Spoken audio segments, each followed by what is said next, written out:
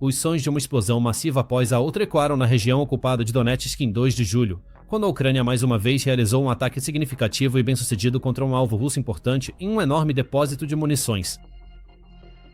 O incidente ocorreu em Kharkiv, a uma curta distância a leste da cidade de Donetsk. Lá, o exército russo teria supostamente acumulado uma enorme quantidade de munição, provavelmente com a intenção de usá-la para apoiar suas tropas enquanto avançam para o norte e tentam tomar toda a região. Mas a Ucrânia tinha outros planos em mente.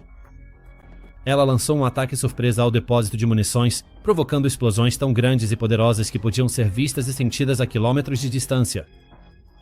Moradores locais acordaram de suas camas e correram para as janelas ou para as ruas, olhando em choque e admiração enquanto uma enorme bola de fogo inicial preenchia o céu noturno, iluminando a paisagem com sua intensidade. Em seguida, ocorreram novas explosões e incêndios ao redor do depósito de munições.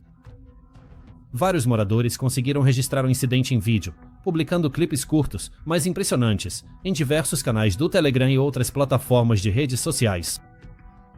Os vídeos mostram quão grande foi a explosão inicial e, embora ainda não haja muitos detalhes sobre como o ataque ocorreu ou qual foi o nível de dano causado, é altamente provável, dado o tamanho e a natureza das explosões, que a Rússia tenha sofrido um golpe sério aqui.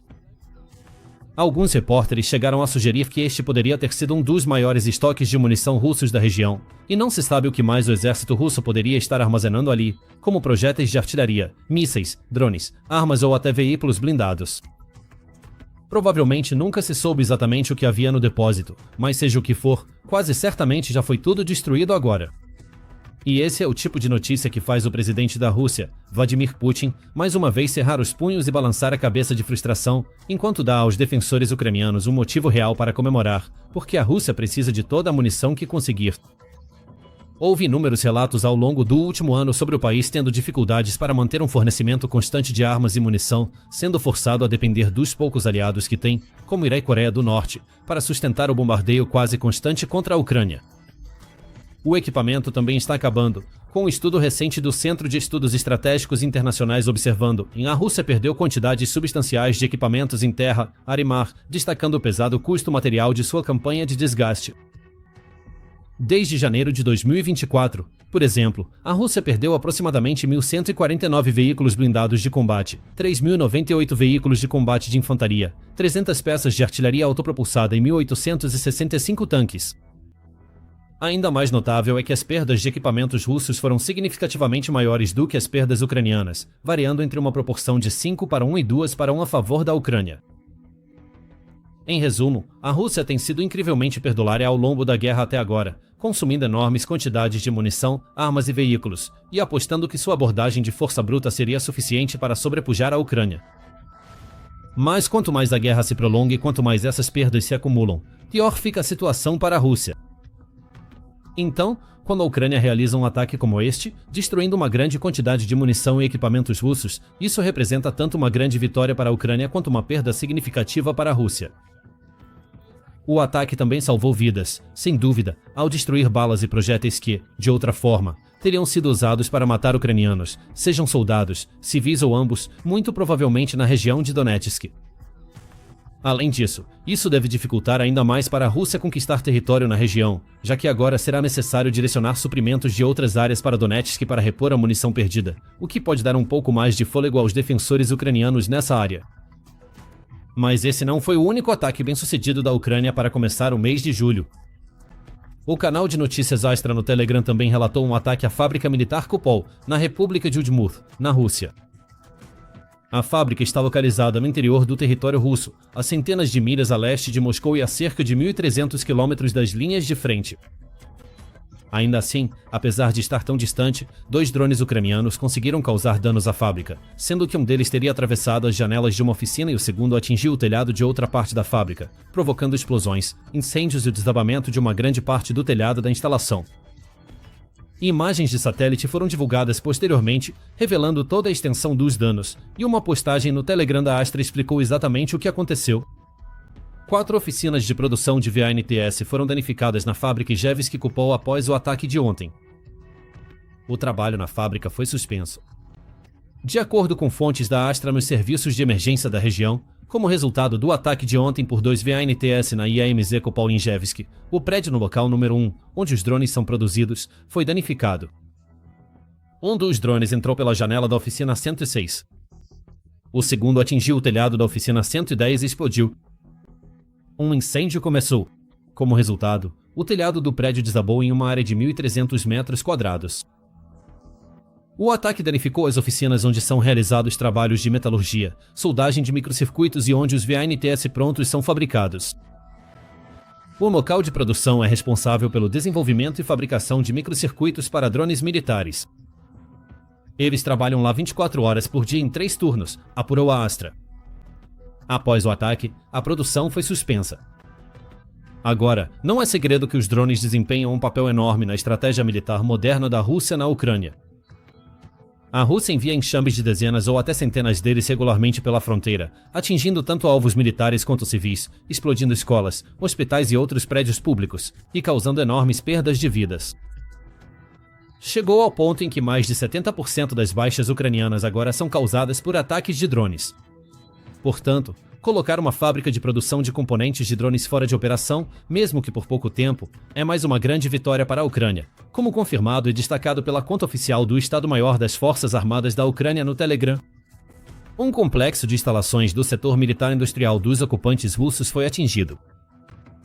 Como parte da redução das capacidades de defesa aérea do inimigo, no dia 1º de julho, unidades do Serviço de Segurança da Ucrânia, em cooperação com outros componentes das forças de defesa, atingiram a fábrica eletromecânica de Jevsk Kopol, localizada na República de Udmurtia, na Federação Russa. A fábrica Kopol, uma instalação do Complexo Militar Industrial Russo, é especializada na produção de sistemas de mísseis antiaéreos de curto alcance. Foram confirmados impactos precisos no edifício número 1 do local número 1. Um incêndio foi registrado. Os resultados do ataque estão sendo apurados. As forças de defesa continuam tomando todas as medidas para forçar a Federação Russa a cessar sua agressão armada contra a Ucrânia. Como observa a publicação, tudo isso faz parte da estratégia geral da Ucrânia para enfraquecer o poder militar da Rússia, com foco especial em suas capacidades ofensivas e defensivas aéreas. É por isso que a Ucrânia frequentemente mira em sistemas de defesa aérea russos, lançadores de mísseis, fábricas de drones e bases aéreas. Esses são os tipos de locais onde a Ucrânia pode causar os maiores prejuízos à Rússia, tanto do ponto de vista militar quanto financeiro. Ela pode eliminar equipamentos importantes e valiosos, como bombardeiros, caças e unidades de defesa aérea, que muitas vezes custam dezenas de milhões de dólares, se não mais. A Ucrânia também ataca regularmente outros locais estratégicos importantes em territórios ocupados e em solo russo, como ferrovias, pontes, depósitos de petróleo, fábricas e assim por diante.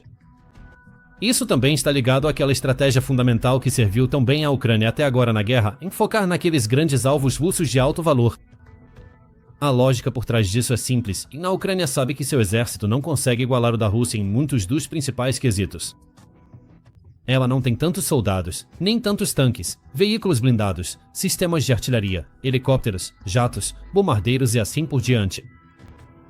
Ela não pode gastar as mesmas quantias extraordinárias de dinheiro em suas forças armadas como a Rússia pode, nem possui o mesmo enorme estoque pré-existente de equipamentos militares e munições para recorrer. Em uma luta como essa, com as probabilidades contra si, a Ucrânia precisa tirar o máximo proveito do que tem, extrair o maior valor possível do equipamento à sua disposição e causar o máximo de dano, perturbação e caos que conseguir a cada ataque. Ela não pode se dar ao luxo de agir como a Rússia, desperdiçando centenas de drones e mísseis em ataques que praticamente não resultam em nada. Em vez disso, precisa ser mais prudente e cautelosa com seus recursos. A Ucrânia também precisa focar nos pontos fracos da máquina de guerra russa, debilitando-a, atrasando-a, desacelerando seu avanço. Ao atacar fábricas de drones e plantas de produção, por exemplo, a Ucrânia pode alcançar seus objetivos, tornando a guerra ainda mais difícil para a Rússia vencer e prolongando o conflito, ao mesmo tempo em que aumenta a pressão sobre Putin e a economia russa. Eventualmente, toda essa pressão pode ser suficiente para empurrar Putin para negociações e concordar com o fim desse conflito cada vez mais custoso. Mais importante ainda, vale ressaltar que a Ucrânia consistentemente direciona seus ataques a alvos justos, legítimos e viáveis, que estão diretamente envolvidos no esforço de guerra russo. Ela não envia drones ou mísseis contra prédios públicos ou estruturas civis, como hospitais, escolas e lojas, por exemplo. Isso contrasta fortemente com a Rússia, que repetidamente e de forma implacável tem atacado a infraestrutura civil em toda a Ucrânia desde o início da guerra, e continua matando civis com total desprezo pelo valor e pela santidade da vida inocente.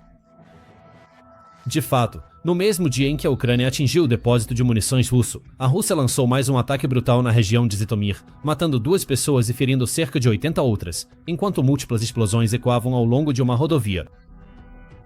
Civis na área usaram seus celulares para registrar as cenas de carnificina, mostrando grandes nuvens de fumaça densa subindo ao céu, grandes pedaços de destroços espalhados pela rodovia e danos extensos a um posto de gasolina próximo. E esse não é um incidente isolado. A Rússia está regularmente lançando bombas, mísseis e drones contra civis, aparentemente sem se importar com quantos homens, mulheres e crianças acabam ficando no caminho de seu ataque. De fato, um relatório recente do Escritório de Direitos Humanos da ONU revela que a Rússia está matando civis com mais frequência agora do que em fases anteriores da guerra, com um aumento de 37% nas vítimas civis entre 1º de dezembro de 2024 e 31 de maio de 2025, em comparação com o mesmo período do ano anterior. Durante esse período, foi relatado que 968 civis foram mortos e 4.807 ficaram feridos, principalmente em territórios controlados pela Ucrânia. Daniele Bell, chefe da missão de monitoramento de direitos humanos da ONU na Ucrânia, resumiu as conclusões: a guerra na Ucrânia, agora em seu 4º ano, está se tornando cada vez mais mortal para os civis. Nossas descobertas sugerem fortemente uma falha em distinguir entre alvos civis e militares, ou pior, uma decisão intencional de não fazê-lo. O relatório sombrio também detalhou inúmeras violações graves do direito humanitário internacional, citando alegações de que a Rússia executou pelo menos 35 prisioneiros de guerra ucranianos, além de submeter seus prisioneiros de guerra a terríveis torturas, violência e condições desumanas de detenção. Como Bell explica, esses não são incidentes isolados. Eles apontam para padrões bem documentados de tortura generalizada e sistemática que exigem responsabilização urgente. E ainda, como prova ainda mais condenatória da maldade absoluta da Rússia, o relatório da ONU também constatou que o país tem recrutado à força crianças de territórios ucranianos ocupados para realizar missões de sabotagem em nome do exército russo. Algumas dessas crianças morreram enquanto executavam ordens russas. Bell afirma: usar crianças para cometer atos de sabotagem ou violência explora sua vulnerabilidade e coloca suas vidas em risco. É uma violação grave dos seus direitos e uma infração ao direito internacional. Tudo isso só serve para demonstrar o contraste gritante entre a forma como Rússia e Ucrânia têm conduzido e gerido suas campanhas militares durante a guerra até agora. A Ucrânia não é perfeita.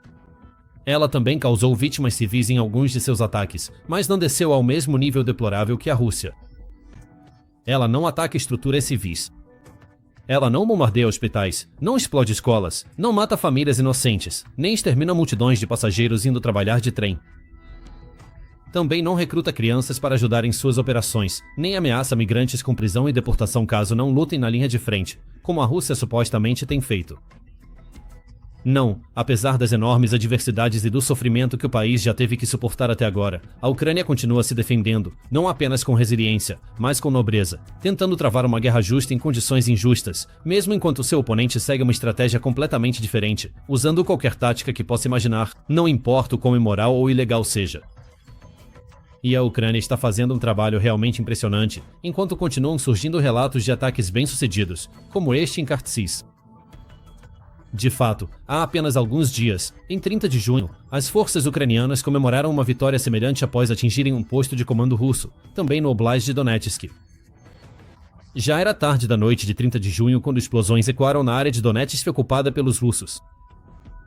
Moradores locais foram acordados pelo espetáculo e pelo barulho de incêndios intensos, e os primeiros relatos sugeriram que mísseis Storm Shadow, fornecidos à Ucrânia pela França e pelo Reino Unido, podem ter sido usados no ataque, que teve como alvo o posto de comando do 8º Exército de Armas Combinadas da Rússia. No dia seguinte, a conta oficial do Estado-Maior-Geral das Forças Armadas da Ucrânia no Telegram publicou um post detalhando o que havia acontecido. Em 30 de junho, as forças de defesa da Ucrânia atingiram com sucesso o posto de comando do 8º Exército de Armas Combinadas da Rússia, no território temporariamente ocupado do Oblast de Donetsk. Neste momento, as perdas do inimigo estão sendo apuradas. Esse ataque de alta precisão dificulta significativamente a capacidade do inimigo de planejar e conduzir operações nas direções de Pokrovsk e Torets. As forças de defesa da Ucrânia continuarão esforços sistemáticos para desmantelar os sistemas de comando e controle das forças armadas do Estado agressor. A Ucrânia continuará sua luta até que todas as tropas russas sejam retiradas do território soberano do nosso Estado e uma paz justa e duradoura seja restaurada. Mais novidades em breve. Glória à Ucrânia! É de extrema importância que a Ucrânia continue realizando esse tipo de ataque bem-sucedido contra a Rússia para enfraquecer e desacelerar seu avanço, especialmente agora, em um momento em que há tanta pressão sobre a Rússia, e sobre Putin em particular, devido às inúmeras crises do país. A Rússia já sofreu mais de 1 milhão de baixas na guerra até agora. Está ficando sem equipamentos e, talvez o mais importante para Putin, sua economia está desmoronando, com chefes financeiros de destaque, como o presidente do Banco Central da Rússia e o ministro do Desenvolvimento Econômico do país, alertando recentemente sobre uma recessão iminente. Diante disso, Putin foi forçado a ajustar sua estratégia, anunciando que a Rússia terá que cortar seus gastos militares em 2026 para lidar com os desafios que sua economia enfrenta atualmente. Putin também parece querer intensificar suas ofensivas em áreas-chave ao longo das linhas de frente, como em Donetsk, com planos de avançar para a região vizinha de Dnipropetrovsk, conforme relataram recentemente as forças de defesa do sul da Ucrânia no Telegram. O inimigo não abandona suas intenções de entrar na região de Dnipropetrovsk, mas nossos combatentes mantêm corajosamente e com profissionalismo sua linha de frente, frustrando os planos do ocupante. Esse trabalho não para nem por um momento.